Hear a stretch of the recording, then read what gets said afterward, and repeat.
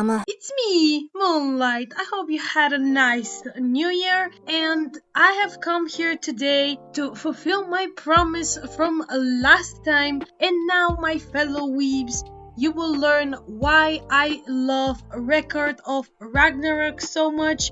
I won't be doing this alone this time. I'll be talking about this anime with my beloved here. Take it away, love. Thanks for introducing, love. Hello everyone, I'm Gabo from the channel Tricks, and today, like Moonlight say, we will talk about Record of the Ragnarok, or for short, because why not? So, the Records of the Ragnarok is Netflix original anime and manga are one of the strongman trio, and manga is written by Shinya Umemura and Takima Fukui, and is monthly comic Zen from Japan, and for the rest of the world is published in Viz Media Original. The run of the manga is November 25, 2017 to present days, and it's only 90 volumes. The anime series is directed by Masao Kubo, and the studio that make the anime is Graphic Utema Company, or GYC for short. And it's published on Netflix on June 17, 2021 present days. I would like to continue on and start things off by talk about the first battle, if it's okay. Yeah, sure. I'll sip on my coffee while you are at it. Okay, so the first battle of the anime is kind of boring. So our first fighters are Wolf versus Thor. They're just a big ass Jojo man with a spear versus red haired Jojo with a hammer. As you tell, the fight is a win for gods. The fight is meh and kind of boring, just in my opinion. Firstly, who is this dude Wubu? Wubu was known as a flying general. He was from the ancient China and was a prominent warlord during the Three Kingdom period, and is considered by many to be the strongest warrior in history. And secondly, what the butter sandwich is this red-haired Jojo bitch? I think Thor is blonde, not red hair, and as I remember, his head was way smaller and his hammer is kind of big, not gonna lie. This fight is pretty basic as a beginning of the series, but let's go to the second fight. Now it's my turn to overly talk about my favorite fight, and that is the fight between Adam and Zeus. Oh boy! These few episodes are full to the brim with overpowered moves, awesome fight, and of course, Adam. Man, I can't describe how much I love Adam's character here. The moment his introduction started, I knew he would be a badass. I mean, look at him! He's so pure looking, but at the same time, he's slaying passively. Anyway, Adam's opponent is Zeus, or how everyone else calls him. Yeah, I don't like him. Zeus is super far up his ass and he thinks he's the greatest and above all, to the point where he literally pushes Shiva aside so he can fight against Adam. And yes, originally Shiva had to fight against Adam, and if that was to happen, Adam would have probably won. So yeah, the fight started and we learned that Adam has one of the most OP powers, and that is Divine Reflection. Before I tell you how the fight ends, I would like to quickly point out the backstory of these two. So Zeus' backstory isn't that far from his original myth. Yeah, there are differences in how he kills his father and why, but overall, his story is kept simple. Now, for Adam, it's a whole different story. Adam in the anime is so far and different from the Adam we know from the Bible. In the anime, Eve gets accused of eating the forbidden fruit by the fucking serpent who tried to molest her. And he's a bitch boy and can't take no for an answer. And he tried to frame her. All seemed lost for Eve when suddenly Adam kicks in with 2 baskets of the same apples, and he straight up fucking starts eating and spitting them out without giving 2 fucks. He came for his wife Eve and does not care about anyone else. You see, boys, this is how a true gentleman looks like, so take notes. The serpent rage quits and tries to attack Adam and Eve, but Adam makes him into a sushi, takes his wife, and leaves. What a savage. So, how does the battle end? Well, pretty sad actually. Adam and Zeus go haywire and both are in their limit when Zeus pulls a last move out of his ass and blinds Adam with his poisonous blood. Adam doesn't give up though, and he fights even after his death, proving that he will do everything for his family and giving hope to humanity that they will prevail. Technically, Adam loses, and this is the second fight lost for the humanity. Hey, don't say it that dry. Come on, Moon. It is what it is. So the third fight is one of the most coolest in the whole anime. Is fight between Poseidon, the god of the sea, versus Kojiro Sasaki, the biggest loser in the human history and the best swordsman. And this fight, humanity wins. Hooray! The way Kojiro wins in battle is cut the body of Poseidon like an axe. So Kojiro's story is he's lost so many times, and after he vanished in the forest, Kojiro become even stronger and he dies in fight. Poseidon history, he is as just that. The Kojiro ultimate is basically he can see next move from the opponent. Poseidon powers are just speed. He is just fast as fuck, bitch. So this is for the third fight. It's you, Moon. Alrighty, we jump into season 2 now. In the seasons, there are 2 fights where the last fight is pretty long considering the fact that the season is named part 1 and part 2. Anyway, the fourth fight is the hero, honor in flesh, Hercules. Whoops, excuse me, Heracles. Versus the most hated human, the British tea lover psycho grandpa, Jack the Ripper. So this fight is really interesting due to the message that it hides behind it.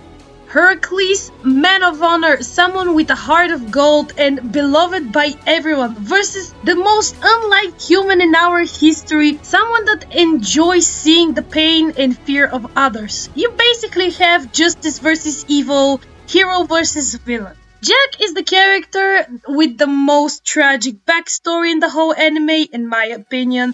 The man was just simply born in the wrong place at the wrong time. His mother was a bitch and his father didn't even know him. So what did our boy did? He just offed them both and that started his crazy murders. But hey, I guess every evil for good, because otherwise we wouldn't have such a great character like him. So, what are the abilities of these two fellas? Heracles' skill set is so confusing to me. Like, on the wiki, his abilities has 4 then sub-abilities, which has even more ability info. What the fuck, man? Why are you so complicated?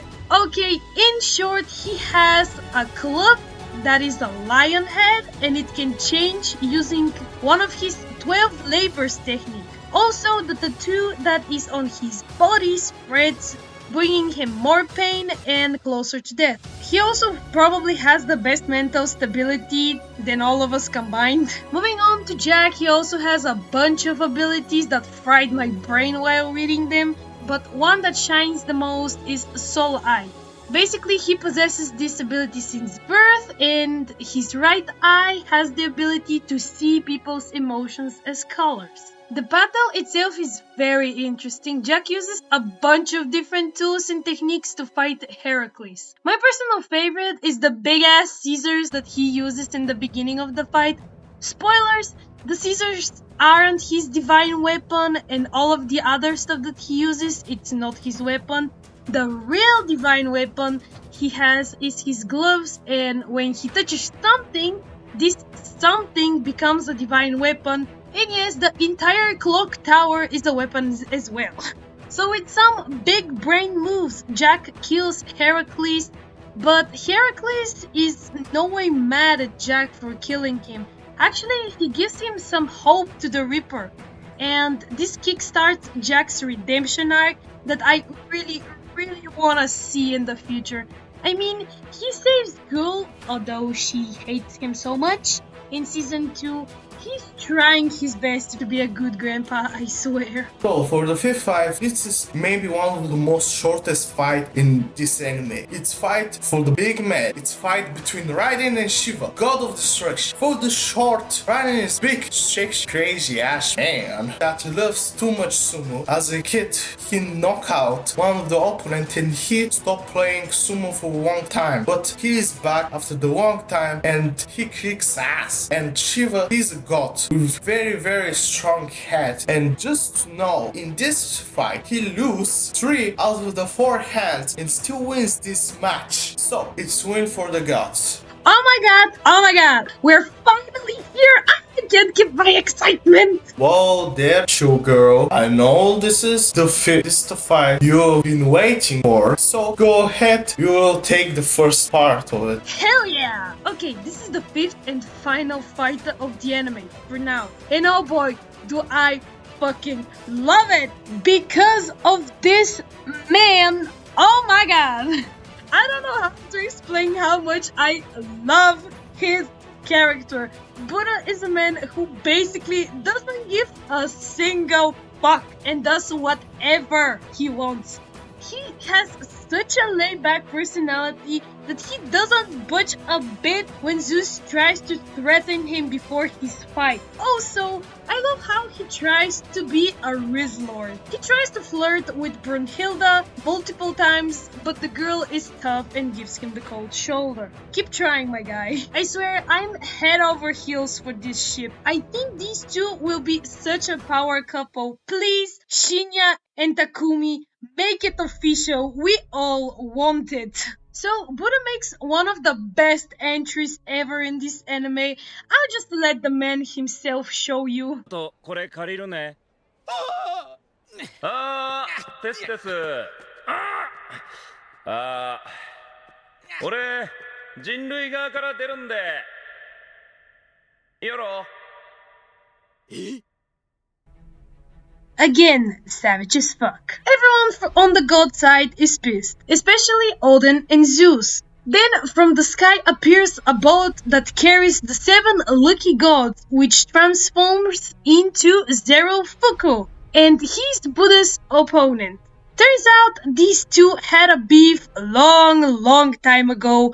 Well, not exactly a beef, but Zerofuku was just jealous of Buddha because Buddha was able to make people happy without trying hard, and Zerofuku wasn't. So you can say that this fight is the perfect opportunity for a revenge. The fight begins, and Zerofuku pulls a fucking axe out of his spine core, and that axe gets bigger and bigger. And Buddha has a staff that is basically 6 in 1, and this shit is so complicated for me. Oh, I'm gonna explain so your brain don't explode in the smithereens. The staff of Buddha is called 6 realm staff, and every mode of the weapon have a name. First, Divine Realm, Waka Power, 12th Divine Axe. Second, Animal Realm, Nirvana, Cool. Third, Human Realm, Akshaya, Dagger. Fourth, Asura Realm, Ahima, Shield. If Buddha go angry, he transforms it into 5th Petra Realm, Sawakai's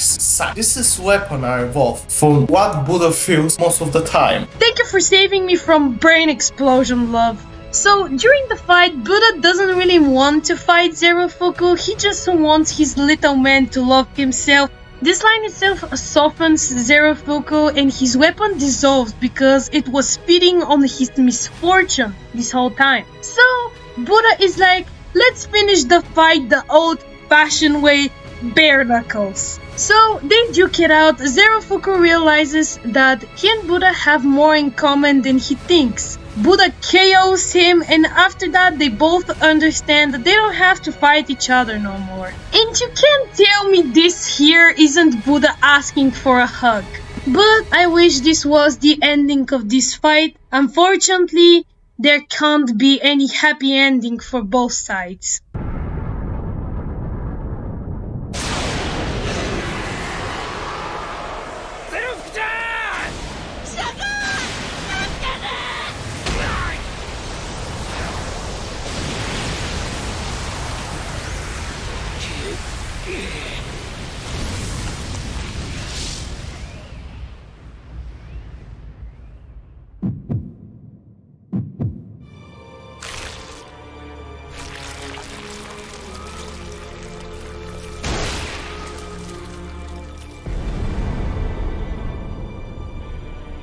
Zerufuku become Hujan or Papias, the demon king of 6 heavens. He can destroy 50% of all of the Helheim with one attack. Battle begins once more with real struggle of Buddha. Somewhere during the battle, Buddha loses one eye and starts to lose his powers. And one and all, I forgot to mention that Buddha has his strange ability to see the next move from the opponent, but it's only for opponent's soul and some light in it or something like that. And as you can figure it out, he can see Hujan next move because his soul is dark as a petrol. Fight continues as Buddha loses his staff, which is in the form of the scythe. His jetpack attached to it break from Hujan's hand weapon, and we think he is done for good. But it's aren't over it. Buddha grabs Zerufuku fallen weapon and make one from the most beautiful weapon ever in history, divine weapon Lotus. Buddha gets even more injuries, that poor guy, but finally chop down this motherfucker for good, and the battle is win for humanity. 終わったよ、ゼラフクちゃん。第6回戦勝者はシャーカー。